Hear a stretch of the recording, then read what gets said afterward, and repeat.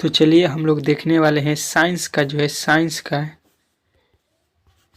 का जो है मॉडल सेट। ये दूसरा है, बहुत ही इंपॉर्टेंट प्रश्न है। इसमें आपको कराने वाला हूं मैं 200 प्रश्नों का जो है ये सेट चलेगा आपको, जो कि बहुत ही इंपॉर्टेंट होगा इस जो है पेपर के दृष्टिकोण से, जो 2024 में पेपर देने वाले हैं। ठीक है, तो आप लोग तैयार हो जाइए इन प्रश्नों को देखने के लिए। ठीक है, और हमारे चैनल पर पहली बार आए हैं तो प्लीज़ चैनल को सब्सक्राइब कर ले और वीडियो को एक बार शेयर भी कर दीजिएगा अपने दोस्तों के पास। ठीक है, चलिए यहाँ पे पहला प्रश्न आपके सामने यहाँ पे आ चुका है। देखिए यहाँ पे कुछ टर्म एंड कंडीशन है जिसको आप लोगों को पता होना बहुत ज़रूरी है कि 1 से 80 तक प्रश्न जो है ऑब्जेक्टिव आपको मिलेगा, वस्तुनिष्ठ प्रश्न, जिसमें से केवल 40 प्रश्नों का ही उत्तर आपको वहाँ पे देना है। ठीक है, इनको आप लोगों को अच्छे तरीके से वहाँ पे पढ़ लेना है। ठीक है, पहला प्रश्न कह रहा है कि पौधे में जनन अंग कहाँ पाए जाते हैं। बहुत ही इंपॉर्टेंट प्रश्न है, इसको आप लोग नोट कर लीजिएगा अपने कॉपी में। ये प्रश्न आपको इस बार सीधा बोर्ड में पूछने वाला है। ठीक है, तो ये प्रश्न आपके बहुत ही इंपॉर्टेंट प्रश्न है आपके पेपर के दृष्टिकोण से। ठीक है, तो आपको याद रखना है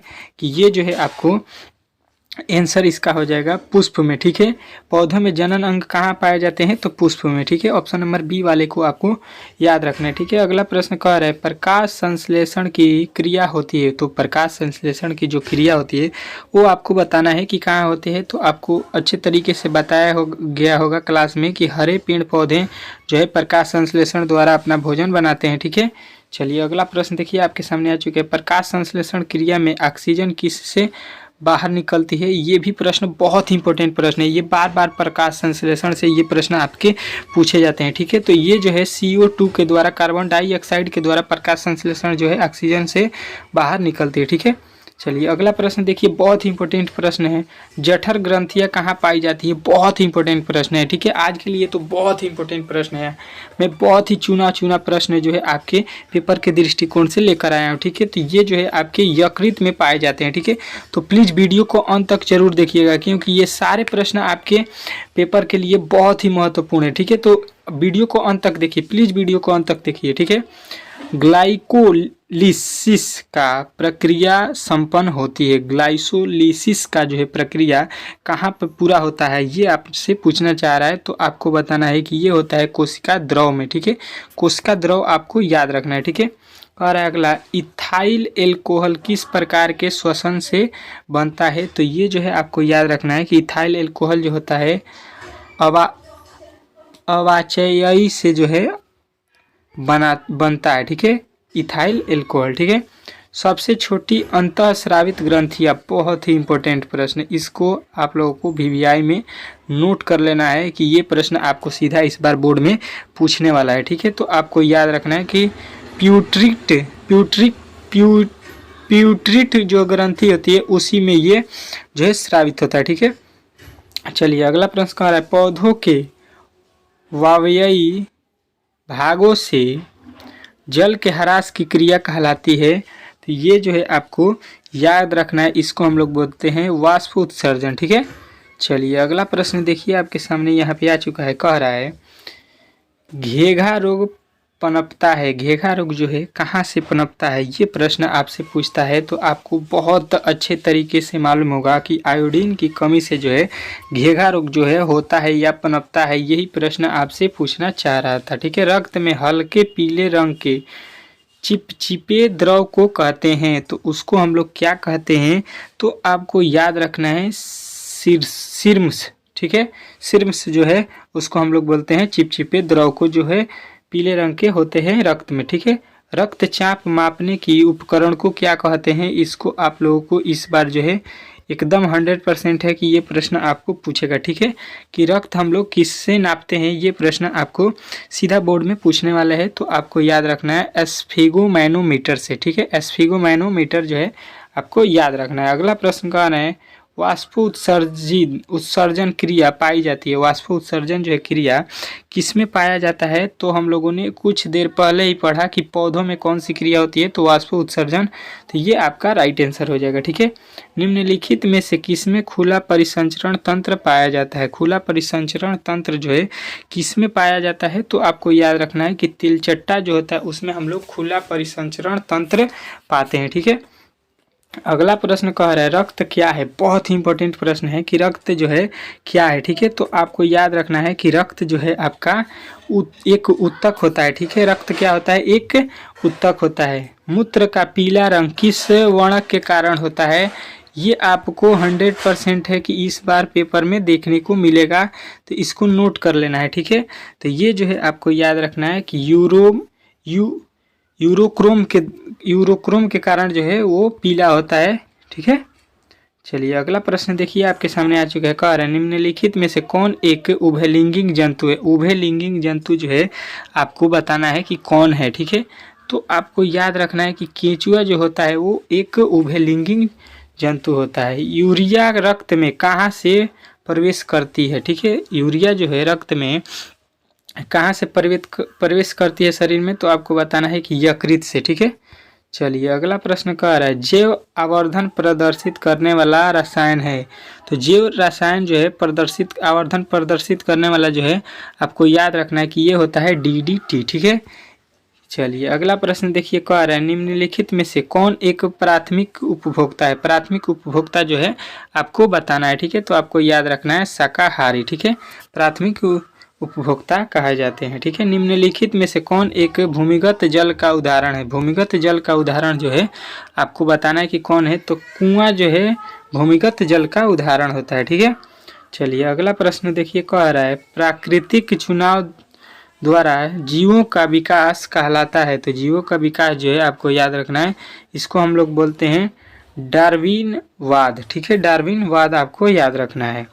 हरे पौधे कहलाते हैं। हरे पेड़ पौधे जो है आपको याद रखना है कि उसको हम लोग क्या बोलते हैं, तो उपभोक्ता बोलते हैं। ठीक है, हरे पेड़ पौधे को हम लोग उपभोक्ता बोलते हैं, जो कि ऑप्शन नंबर ए वाले आपको याद रखना है। ठीक है, अगला प्रश्न कह रहा है उत्सर्ग का कारण है। अंडोत्सर्ग का जो है कारण आपको बताना है कि कौन सा कारण होता है, तो इसको आपको याद रखना है LH होता है। ठीक है, चलिए अगला प्रश्न कह रहा है लैंगहैंस की द्वीपिकाएं कहाँ पाई जाती हैं। तो ये जो है आपको याद रखना है कि ये आपके वृक्क में पाए जाते हैं। ठीक है, चलिए अगला प्रश्न कह रहा है थायरॉक्सिन हार्मोन के संश्लेषण में निम्नलिखित में से किसका होना आवश्यक है। तो ये जो है आपको याद रखना है कि ये आपका आयोडीन का होना बहुत ही आवश्यक होता है। ठीक है, चलिए अगला प्रश्न कह रहा है निश्चल कणिकाएं पाई जाती है। निश्चल जो कणिकाएं होती है वो कहाँ पाई जाती है, तो आपको याद रखना है कि यूरान में। ठीक है, न्यूरॉन में। ठीक है, चलिए अगला प्रश्न कह रहा है मानव मस्तिष्क का वजन होता है। तो मानव मस्तिष्क का जो है वजन कितना होता है, तो आपको याद रखना है कि 1.2 से 1.4 kg के बीच होता है मानव मस्तिष्क का जो है वजन। निकट दृष्टि दोष अथवा दूर दृष्टि दोष के निवारण हेतु प्रयुक्त लेंस द्वारा बना प्रतिबिंब होता है। तो ये जो है आपको याद रखना है कि उसमें जो है बना प्रतिबिंब जो है आपको काल्पनिक एवं सीधा होता है। ठीक है, चलिए साइड मिरर के रूप में निम्नलिखित में से कौन सा प्रयुक्त होता है। साइड मिरर के रूप में हम लोग किस दर्पण का जो है उपयोग करते हैं, तो आपको याद रखना है कि ये उत्तल दर्पण का उपयोग होता है, जो कि आपको ये 100% प्रश्न इस बार बोर्ड में जो है पूछने वाला है। ठीक है, तो ये प्रश्न आपको याद रखना है। ठीक है, चलिए अवतल लेंस द्वारा बना प्रतिबिंब जो है होता है कैसा होता है, ये प्रश्न आपसे पूछना चाह रहा है। तो आभासी जो है आपको याद रखना है कि आभासी होता है। ठीक है, ऊर्जा का एसआई मात्रक क्या होता है। ऊर्जा जो है उसका एसआई मात्रक देखिए यहाँ पे बहुत ही इंपॉर्टेंट प्रश्न है, क्योंकि 3 से 4 प्रश्न आपके एसआई मात्रक से हर बार पूछे जाते हैं। ठीक है, तो ऊर्जा का जो है एसआई मात्रक आपको याद रखना है कि ये होता है जूल। ठीक है, जूल जो है आपको याद रखना है ऑप्शन नंबर ए। कार्य आकाश का नीला रंग होना किस परिघटना का परिणाम है। तो आकाश का नीला होना जो है आपको याद रखना है कि ये जो होता है आपका प्रकीर्णन के कारण। ठीक है, चलिए अगला प्रश्न कह रहा है सामान्य नेत्र के लिए स्पष्ट दृष्टि की न्यूनतम दूरी कितनी होती है। तो ये जो है आपको याद रखना है कि स्पष्ट देखने की न्यूनतम दूरी जो है हमेशा मतलब हर साल पूछा जाता है। तो ये प्रश्न तो बहुत ही इंपॉर्टेंट प्रश्न है, क्योंकि ये बार बार नहीं 100% हर बार पूछा जाता है। ठीक है, चलिए अगला प्रश्न देखिए, कह रहा है किसी उत्तल लेंस का फोकसांतर 50 सेमी हो तो उसकी क्षमता है। तो देखिए क्षमता P बराबर होता है 1/f, यानी कि 1/f का वैल्यू 50। इसको जब हम लोग क्षमता निकालते हैं तो 100 से इसमें गुणा कर देते हैं, तो 50 दूना का 100, यानी कि 2D जो है आपका राइट आंसर हो जाएगा। 2D जो कि आपके ऑप्शन नंबर डी में दिया गया है। ठीक है, कह रहा है एक प्रिज्म कितने सतहों से घिरा होता है। तो एक प्रिज्म जो होता है आपको मालूम होगा कि 3 सतहों से घिरा होता है, आपने पढ़ा होगा कि इस प्रकार जो है प्रिज्म बना होता है। ठीक है, चलिए अगला प्रश्न देखिए, कह रहा है कि अभिनेत्र लेंस की फोकस दूरी परिवर्तन किया जाता है। तो ये जो है आपको याद रखना है कि ये आपके पश्चिमाभिपसियों द्वारा जो है परिवर्तन किया जाता है। प्रकाश के परिवर्तन के कितने नियम है। तो प्रकाश के परिवर्तन के जो है या अपवर्तन के, दोनों के 2 नियम होते हैं, आपको याद रखने। प्रकाश का परिवर्तन या अपवर्तन, ये जो है हमेशा पूछता है एक प्रश्न, या प्रकाश के परिवर्तन या अपवर्तन, ये तो पूछवे ही करेगा आपसे। फोटोग्राफी कैमरा का अभिदृश्य होता है, फोटोग्राफी जो होता है उसका अभिदृश्य जो है किस दर्पण का होता है, ये प्रश्न आपसे पूछना चाह रहा है। तो आपको बताना है कि ये O जो होता है आपका उत्तल लेंस का बना होता है। ठीक है, चलिए अगला प्रश्न कह रहा है यदि एक किरण अवतल दर्पण पर लंबवत आपतित हो तो परिवर्तन के बाद किरण किस बिंदु से गुजरेगा। तो वो जो है आपको याद रखना है कि वो आपका कैसे गुजरेगा, तो फोकस से गुजरेगा, जो कि ऑप्शन नंबर ए में आपको दिया गया है। यदि एक प्रिज्म से एक वर्णीय किरण गुजरे तो उसका नहीं होगा, क्या नहीं होगा, ये प्रश्न आपसे पूछना चाह रहा है। तो आपको बताना है कि ये जो है